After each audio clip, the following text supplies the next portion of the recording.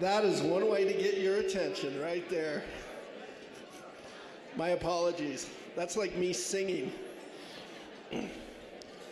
How's the dinner tonight? Good? How about a hand for Little America and all the great work they do? Thank you, Little America. So now that we have had our meat and potatoes, we're going to get into the meat and potatoes of tonight's events. And I'd like to bring up Barbara Smith. She's Wyoming's 9th Poet Laureate, and she was appointed by Governor in 2023, and she's going to share some poems with us tonight.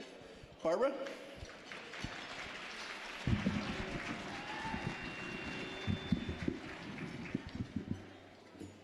Okay. We'll see if I can work this microphone. I was going to read a couple of poems, and then somebody started talking the other day about the 250th anniversary, and what to do about Wyoming's coming up anniversaries and so on. And I got to thinking about some of the poems I've written about some of our pioneers and what how we relate to them. And so I'm going to read one of my early poems that talks about some pioneers in stories I've heard in Rock Springs. This one is called Sisters. The wind blew down the valley from Green River in the afternoon, about 2:30. She looked at the clock, the usual time. The dust sifted in through the sliding glass doors, lingered a bit in the air, settled softly down to rest. She wiped the top of the dishwasher and thought of other women. Back then, when the wind blew, what did they dust? The shelf on the side that served as a cupboard? The handmade table? The dirt floor? What did they dust, those women? She remembered pictures of pale, wisp-blonde women, not yet grandmothers, homesteading, standing by the sod with aprons blowing in the wind, hair twisted in a knot, arms folded tight under their breasts, bellies big under full skirts, as usual. They stood tall. She bent over to pick up a toy. The baby pushed back hard under her ribs, and a strand of fine hair fell across her face. She remembered a story told often when she was young. Two pioneer women would dance together around and around their kitchen when they visited. They danced twice in 5 years. They saw no one.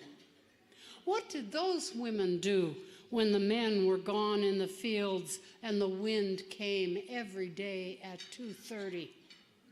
She sat down at the table by the sliding glass door and watched a dust squall whirl its way into the subdivision. She didn't know her neighbor. She wondered, did she dance? She drove off every day in her new car. Some pioneer women took laudanum for headaches. Some died in the long afternoon. Some waited 5 years to dance together and dream. Sisters, she thought. We're sisters.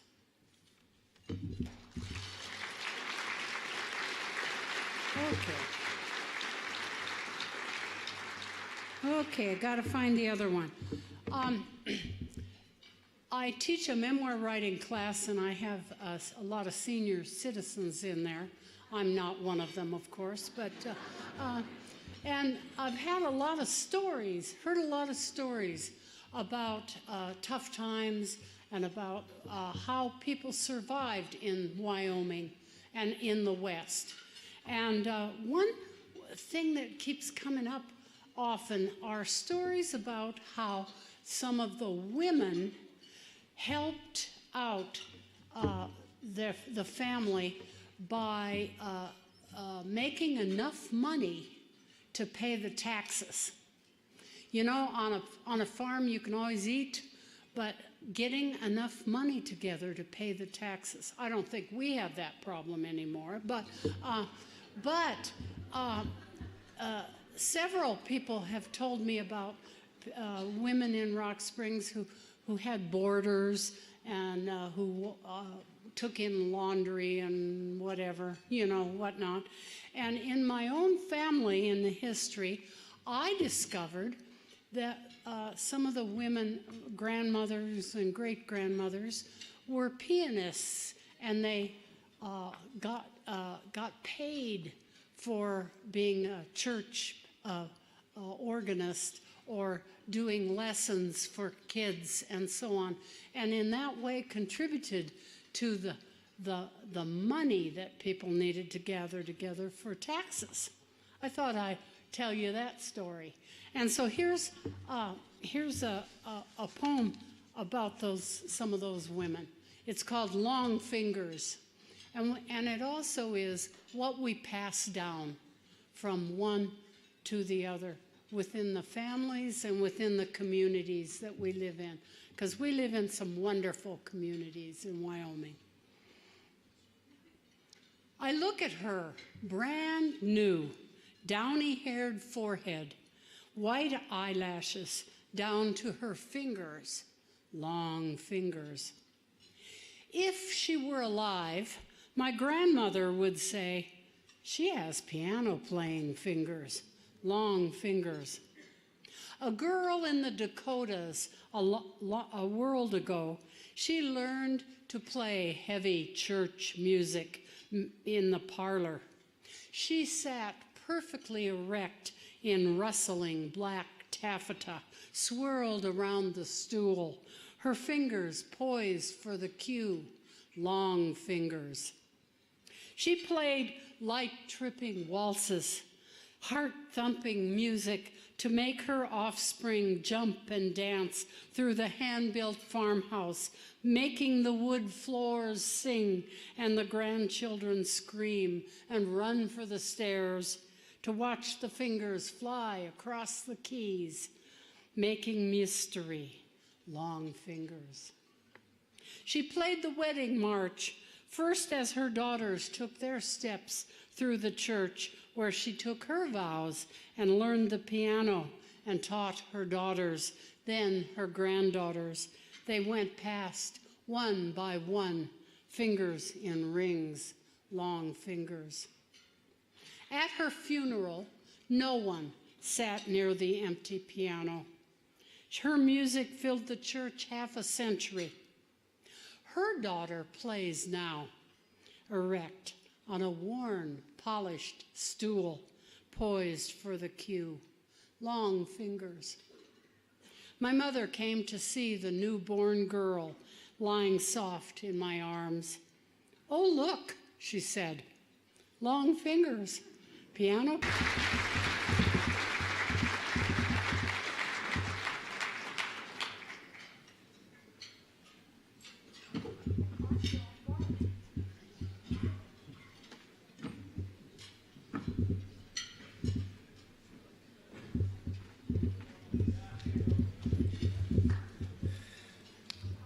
Thank you, Barbara, for sharing your work with us. I've had the pleasure of getting to know her a little bit over the last 2 years, and I think it's made my life a bit better because of it. And my wife, she's better because of it too. I'm on a roll. So we are fortunate to not only have a governor who supports the arts, but also recognizes the value and the impact that arts have on our communities. This week I ran across a quote that was attributed to Winston Churchill, and it states, "Courage is what it takes to stand up and speak." I forgot the second part. Courage is also what it takes to sit down and listen. I am so darn proud to work for a boss that sits down and listens. He listens about issues, he studies them before making a decision, and those decisions usually propel Wyoming forward and make it a better place. Ladies and gentlemen, Governor Mark Gordon.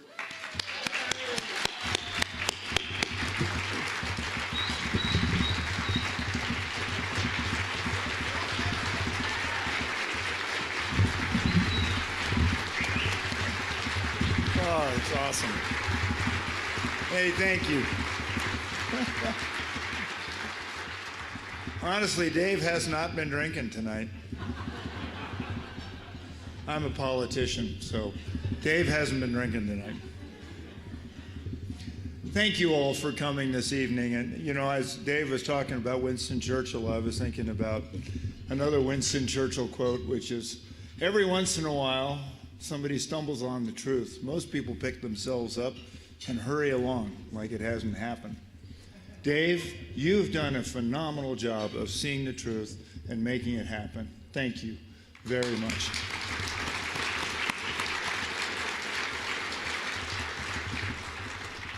And I also want to thank Rachel Clifton. This is an amazing job. Rachel, thank you. Thank you.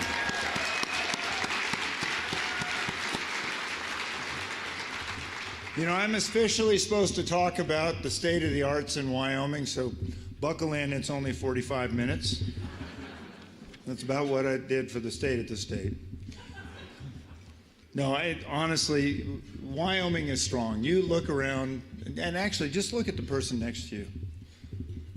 Look how fabulous it is to have these people here that love this state, that care about the arts. And Barbara, thank you for those poems. You know, as we in this state live in just a fabulous place. I was thinking a little bit earlier and talking to a couple of people about just the culture that we have where, you know, cowboys would spend the evening looking out over just what was beautiful country. I don't care where it was, it could be the Tetons, and everybody knows that. But if you were in Goshen County, you could look out over that beautiful stuff, and you could see some pretty, pretty stuff. I remember when I was a kid, you could be on top of the Bighorns, and you could see where my good friend Ogden Driscoll lives, right underneath Devil's Tower. And you could see that on that horizon. You could see it in the mist, and you can suddenly understand how a guy like Hans Kleiber, with just a pen and a paper, could make art that we all remember, revere, and love. It's in the heart of Wyoming people. You know,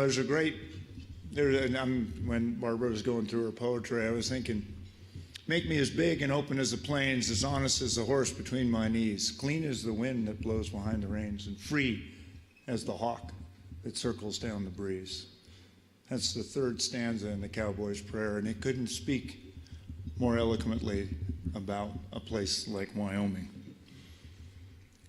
Now, I'm supposed to talk about the economy.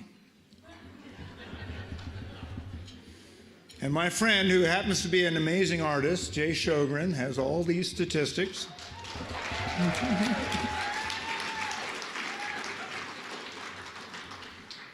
So it's home to 14,618 arts and cultural workers, making up 4.1% of the workforce, 2.7% of Wyoming's GDP, and I'm going to say about 100% of the reason why we love ourselves.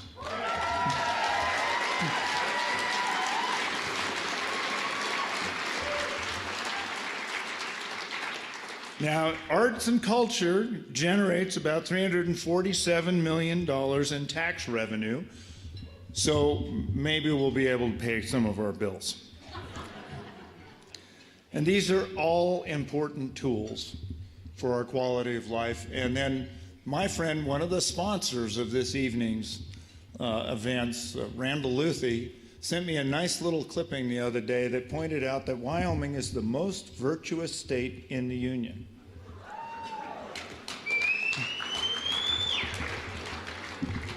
It actually said we had the least sin, but virtues probably pretty good. But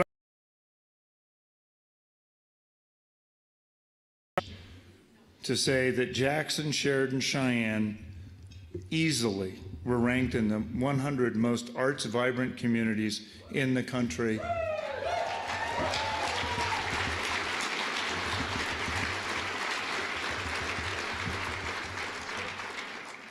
And to our friends, and I'm celebrating our friends up in that blue part of the state, they are number one. Jackson. And be able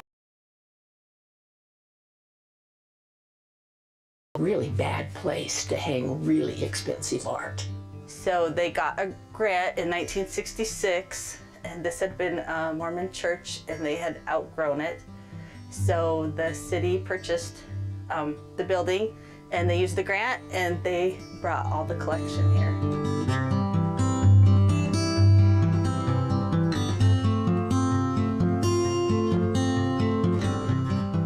There's all kinds. There is international artists, there are local artists, there are American artists.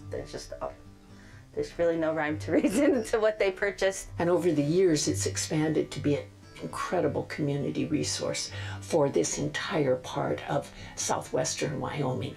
I, as the Sweetwater BOCES director, collaborate with them on any number of programs. So we do adult classes and sometimes children's classes. We try to have at least one a month. We try to organize workshops, art camp. And so we'll do a lot of the, like buy the supplies and do the curriculum and things.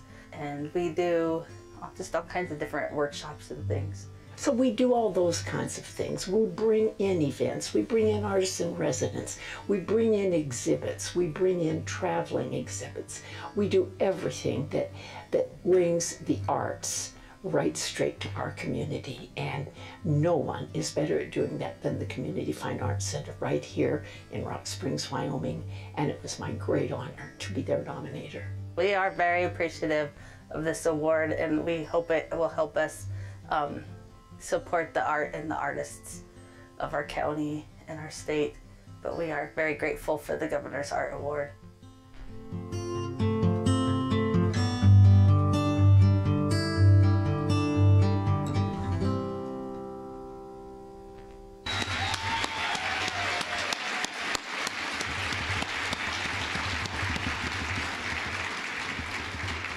And now if I can have Director Glenn and Arts Council Board Chair Adam Harris here with me to invite the representatives of the Community Fine Arts Center to the stage. Come on up.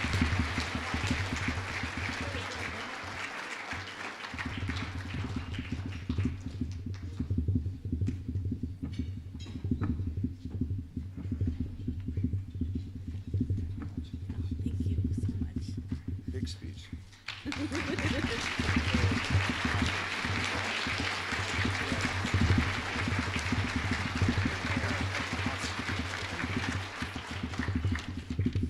All right. I'm Lindsay Travis. I'm the director for the Sweetwater County Library System. Since Amanda did the video, I told her I would give the speech tonight. We are honored in Sweetwater County to have the Community Fine Arts Center as part of our library system, and we are really, truly honored to receive this award. The Community Fine Arts Center is attached to the Rock Springs Library, and if you haven't been there, I encourage you to stop by and see what a great gem it is. I might be a little biased though, because it's in our community. We have Constance Potts, who works the support that it needs every day. And thank you to the hardworking staff at the CFAC and to the CFAC manager, Amanda Romero, who took on this role a year ago, and she has done a fantastic job over the past year. And finally, a big thank you to former CFAC Director Deborah Soule for putting her heart and soul into the CFAC for more than 20 years. We hope to support the arts in Rock Springs for many years to come. Thank you so much.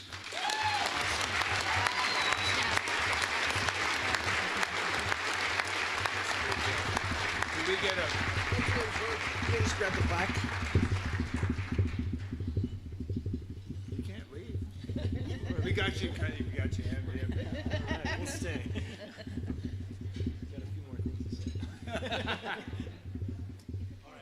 guys all speak this way if you can. Take a step towards me. There you go. Do you want us on this side? Great. Yeah. And everybody squeeze towards the governor, please.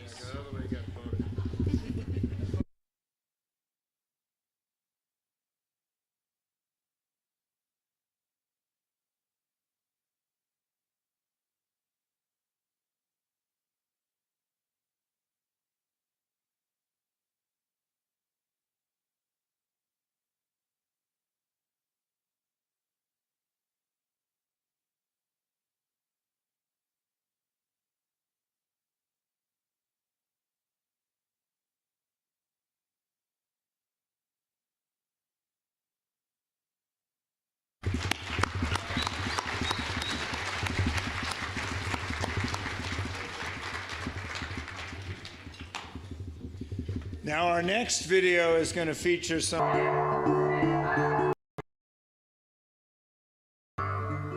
The Story Hour Players are a troupe of volunteer community members who enjoyed putting on plays for school children. Phelps retired, and she asked me if I would just get our costumes all organized and together, and the week of the plays we come in, usually scripts still in hand, because not everybody has them all memorized, but by the end of the week we've got it down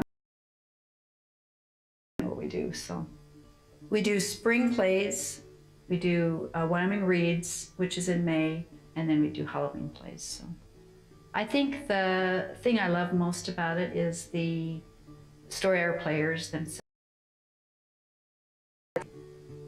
But it does serve a purpose, I think. I think anytime we're exposed to culture, whatever it is, it benefits us, makes our lives better.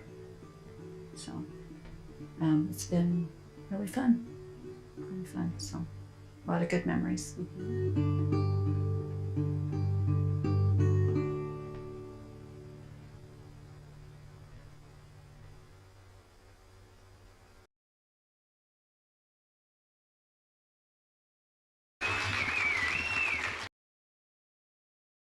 Said, "Are you kidding me?" But that's why this is so important. Becky, God bless you. Thanks. 2 months, so. I'd first like to thank the governor and Jenny for this award, but also just for the remarkable way that they have led the state for these many past years. Every day, so I thought someone was maybe playing a joke. Also, probably, I mean, the award is nice, but I have a really nice perk tonight, and that is that Lloyd and I have all of our children stand up with their spouses.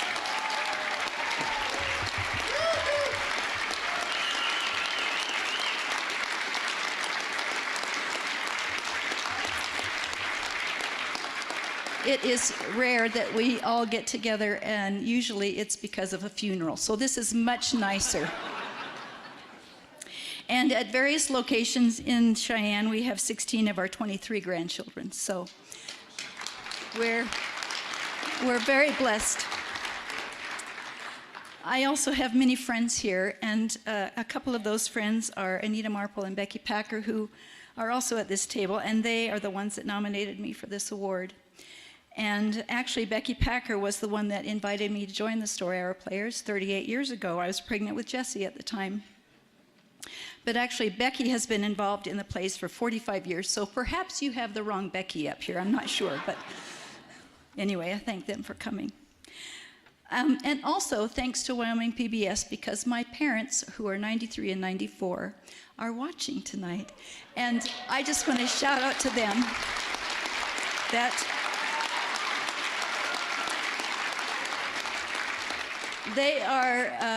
they're both very alert and have great minds and also great senses of humor, and I appreciate that.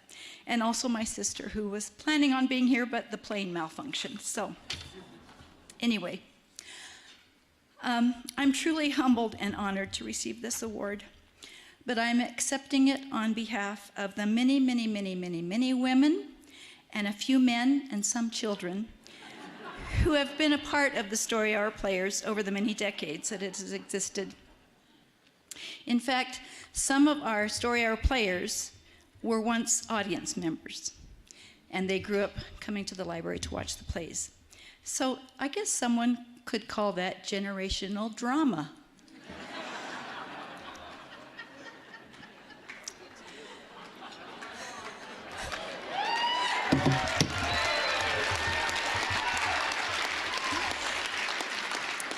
These many amazing Story Hour Players have come to practice, memorize lines, found costumes and props, and put their all into becoming wonderful characters.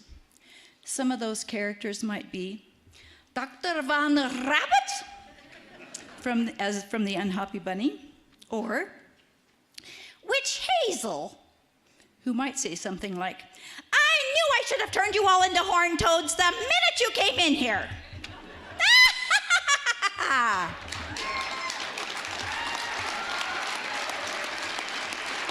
Or an audience favorite, which will be appearing in April, Captain Potato.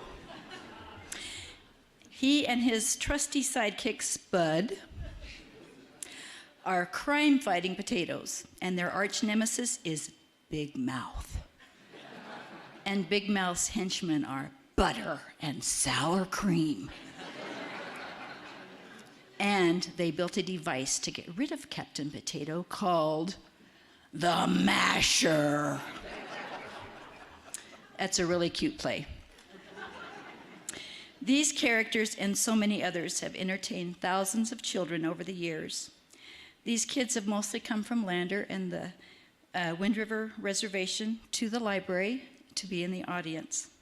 They've sat on their pockets and laughed and clapped and watched us adults pretend and be silly. And no screens. And those adults have built a community of care and friendship that has united us. And we have all loved every minute. Thank you.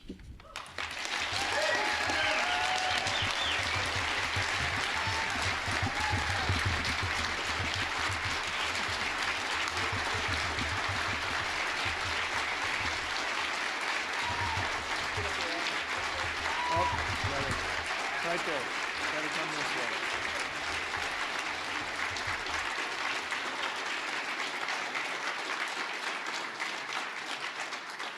Thank you.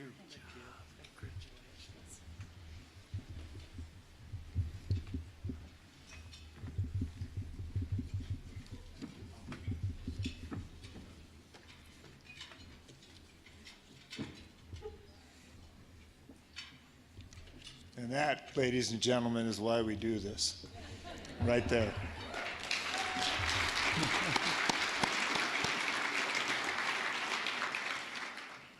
You know, when a nomination comes through, it goes through an entire process of vetting. And so every one of these recipients is truly deserving. And the unfortunate thing for a governor, if any of you are thinking about running for that, is that you have to then also make a choice. But the third reminded, in fact, we talked about this. I remember Don King was a wonderful saddle maker, and he got a presidential award. And I remember he went to the White House. It was in a different administration, and Don just felt a little bit out of place. And I remember he came back and he said, "Well, that was all kind of fun, but I don't know what those people were next to me." The next person represents some of the finest stuff that you will ever see made by a hand in the West. And so I would hope that we would play a video for Ernie Marsh.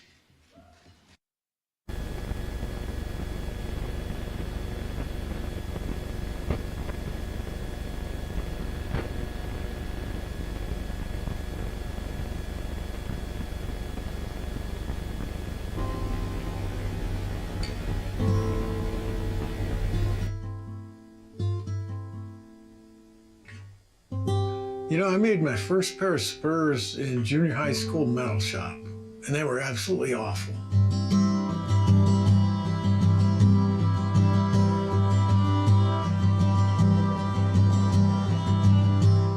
I've been doing this professionally since 1993. You know, it starts out as an interest, then it works into a hobby, and then it works into a serious hobby. And then you just gotta bite the bullet, take a hell of a cut and pay off of whatever else you're doing, pay your dues, put your time in, and build a business.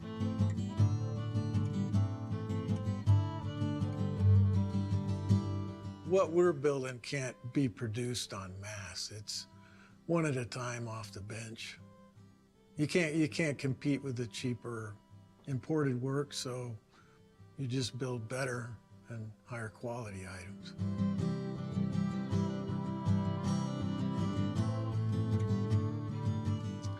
When I come up with a design, a lot of times it'll bounce around in my head for a while. And then I'll try to put it on paper, and it might just be a rough sketch. And it might sit around for 6 months that way with me walking by, making little changes here and there, while I'm working on other things, right? I'm always trying to think ahead and come up with some creative designs. So I guess they evolve.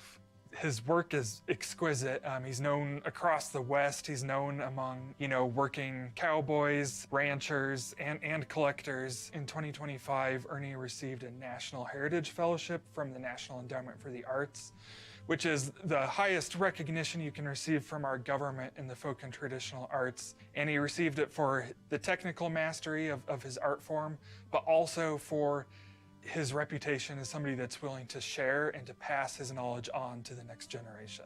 Oh, I'm super excited to win the Governor's Award.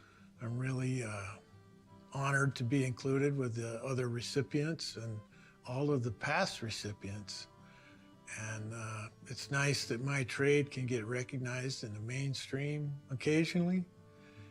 And Wyoming celebrates the cowboy culture. And yeah, it's pretty special to be among the recipients of this. Yeah, Wyoming seems to draw artists from all over the place. We got sculptors and painters and gun makers and knife makers and tradesmen and blacksmiths. And I think Wyoming's atmosphere lends itself to independence, self-reliance, and creativity. And I think that's why artists are drawn here.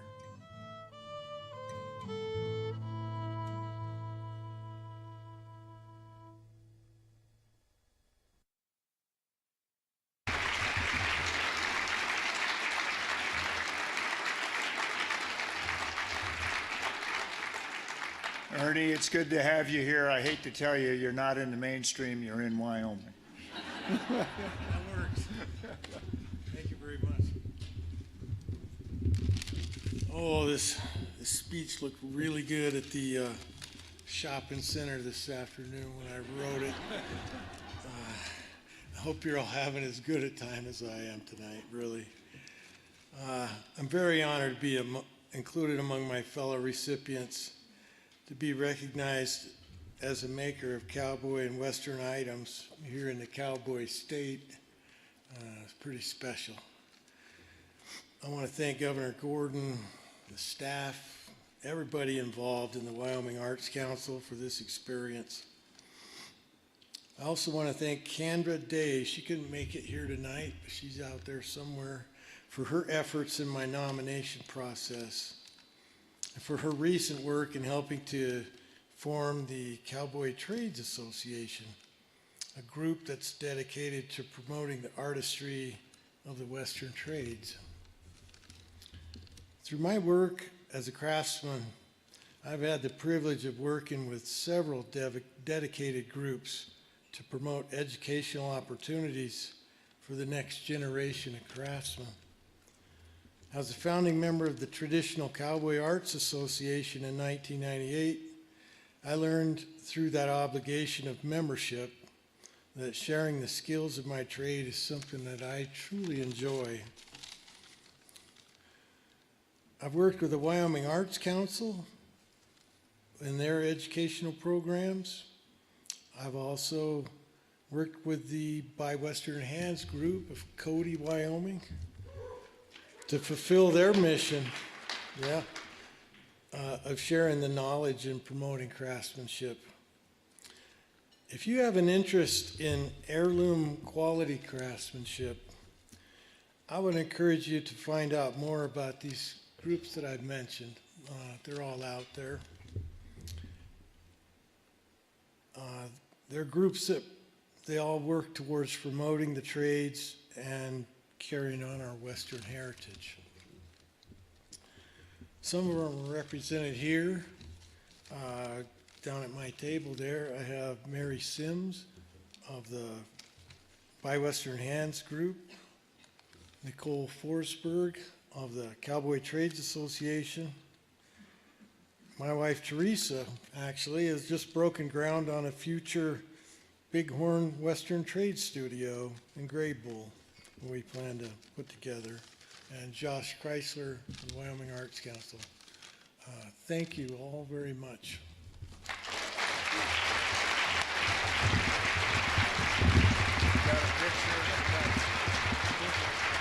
I love your quote about the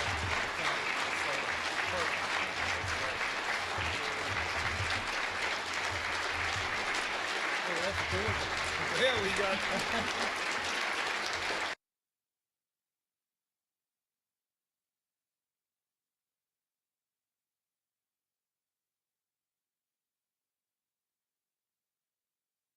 You get to keep it.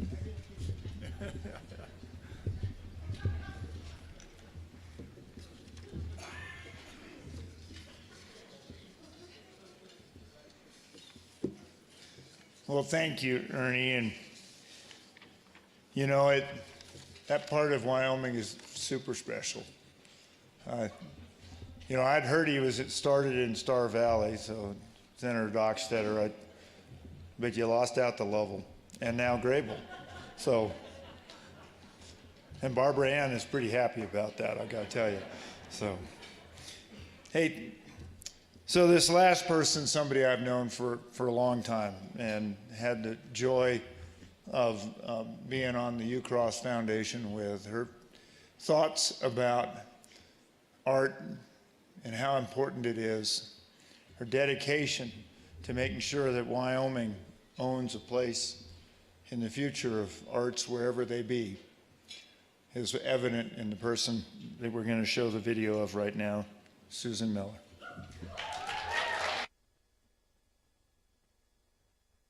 Susan has just been, you know, she's very quiet about what she does. She's not a bragger. I'm a bragger. She's not, that's for sure. They always ask me, what do you do? And I say, I don't do anything, but I love it.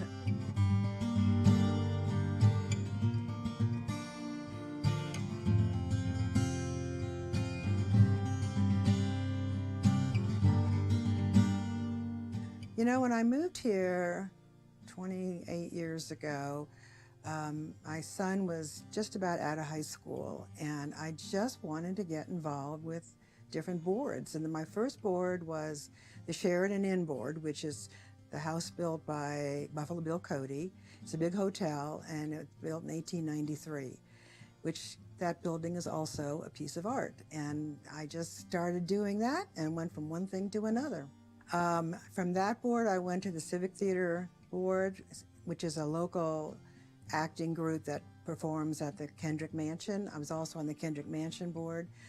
I was on the WYO Theater Board for 15 years. I can't even remember them all, I'm sorry. The University of Wyoming Art Museum Board, the Sheridan College Board, Britain Museum, Public Arts Committee. I have dinner with the UCross artists every month. That's an artist residency program, and I'm on that board right now. Eventually, she gave me sort of a vita of all the things that she had done, and it was like, this is going to be easy because she is just a really remarkable woman. I mean, she's just been all over the place working with the arts. I just love being with artists and the energy and the stories of being around artists all the time. I can't imagine that. I truly cannot imagine the world without art. Everything we touch was designed by an artist. Everything we look at has a beautiful shape to it. I'm always saying, I love this shape because it's beautiful. And colors and the way it all fits together. Everything is about art, really and truly. Her commitment and the work that she's done, she's just done a great job.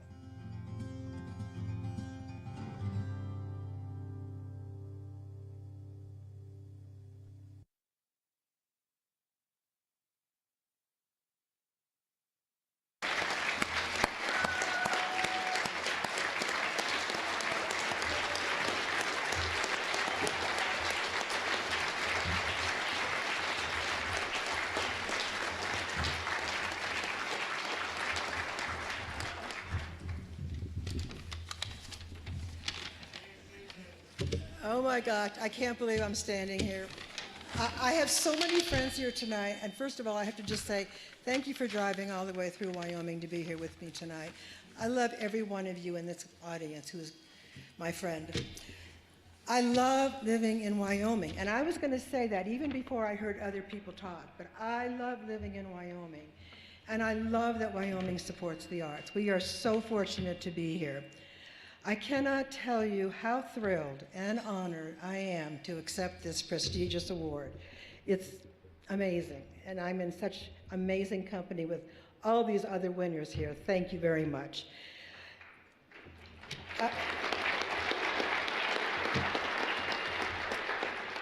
I have been to this award dinner 5 times to honor so many of my friends who are here tonight, and I know how wonderful this is.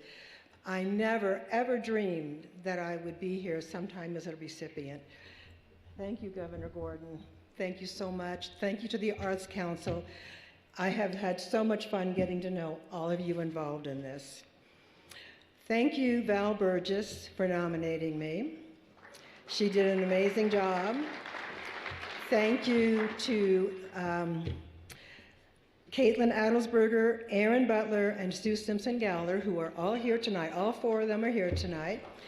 And they wrote beautiful letters, and these are 4 superstars in the world of art in Wyoming, and I admire them tremendously. I know for sure that I would not be here without the love and support of my husband and best friend, Gary. He is my rock.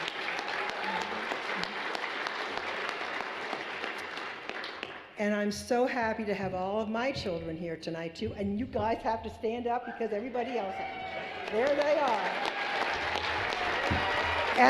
And 1 grandson. Stand up, Chase. So in the video, you saw a little painting. Actually, it's a charcoal of a young boy. That was Chase. It was painted by Carrie Ballantyne when he was about 10 years old. I honestly cannot imagine a world without art. It brings us so much beauty and joy and hope. And it connects all of us with each other in so many magical ways. I'd like to tell you a little bit about some of my favorite places. And if you come to Sheridan, I really hope you'll call me because I'd rather show them to you. I love going to the Britain Museum in Bighorn. And my favorite exhibit there is the Winold Rice collection of portraits of the Blackfeet Nation. Winold Rice painted hundreds of portraits in his lifetime, and 36 of them are on one big wall in the Britain Museum. I have spent hours studying these magnificent faces. I love going to the Buffalo Bill Center in Cody, Wyoming. One of the biggest honors of my life before tonight was when I was a judge for the Buffalo Bill Art Show and Sale. I love going to the Wyo Theater in Sheridan, and I go there as often as I can.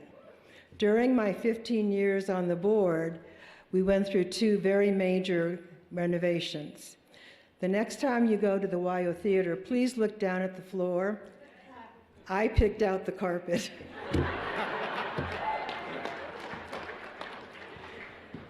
I love being on the University of Wyoming Art Museum board. Our next gala is May 2nd, and I hope you'll come and join us for that wonderful event. Has anybody here opened their invitation yet? How was it? It was awesome. Awesome. Does it tempt you to buy a ticket to the gala? I hope so. I truly love all the art organizations I've been involved with, but one that is really special to me is the UCross Foundation. UCross is an artist residency on 22,000 beautiful acres, 30 miles east of Sheridan. Artists come from all over the world to spend 2, 4, or 6 weeks there. I've been on the board for 9 years, and every month I go have dinner with the artists. We sit down at one big table, and dinner's prepared by our private UCross chef, which is always amazing. I meet these artists, I hear their stories, and I see what they're doing on their projects at UCross. They always say 2 things to me every time I'm there. Thank you for bringing me to UCross, and being at UCross has changed my life. I always think it works both ways. I am so grateful for the artists that I have come to know. Some of them are here tonight. They have all changed my life, they have inspired me, and they have enriched my life beyond measure. I hope each one of you here tonight feels the same way. Thank you.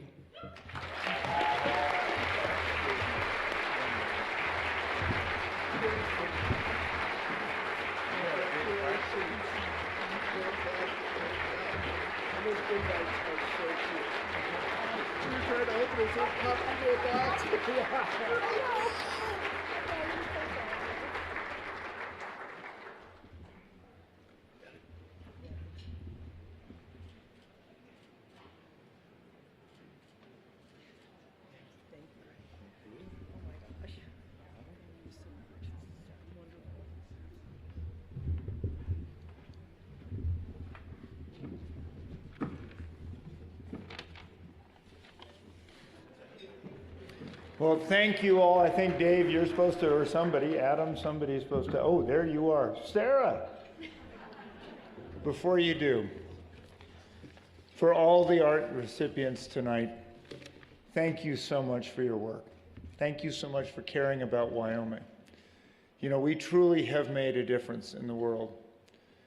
Raymond Plank, the founder of UCross, used to say, I want people to come to Wyoming and just take in a little bit of the peace that this place has.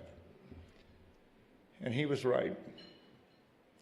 And I have to say, for my lovely wife, Jenny, thank you. Because about the time I married you, I said, we got 22,000 acres that we got to run cows on. You had never been around the ranching operation. Thank you. God bless you. Thank you.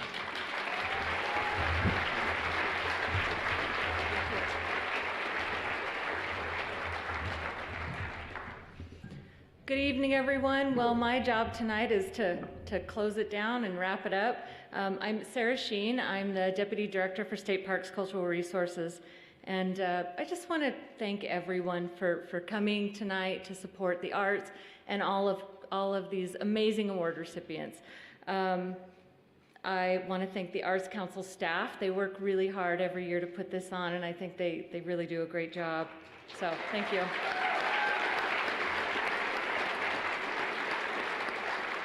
And it's probably worth repeating that this event would not be possible without the sponsors. No state money goes into this event. It's completely paid for by sponsors, and I want to give them another round of applause for their support.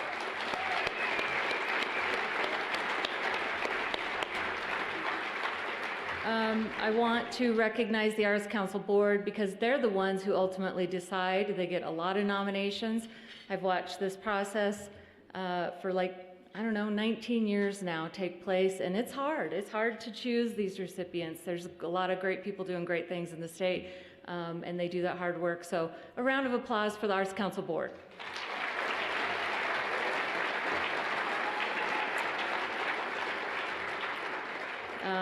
Thanks to the Little America staff. They always do a fantastic job here as well. And then, of course, finally, thank you, Governor Gordon and Jenny, for all of your support. I know that this is, kind of your swan song for the Governor's Arts Awards. It's been fantastic. Thank you for all your support. And everyone have a wonderful evening.